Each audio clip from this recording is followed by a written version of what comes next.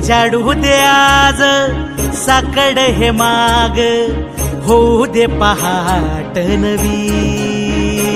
आता होऊन जाऊ दे साऱ्या जगाला पाहू दे, पडू दे पाऊल जरी काट पाया खाली लाकड्याला येऊ दे, पडू दे पाऊल.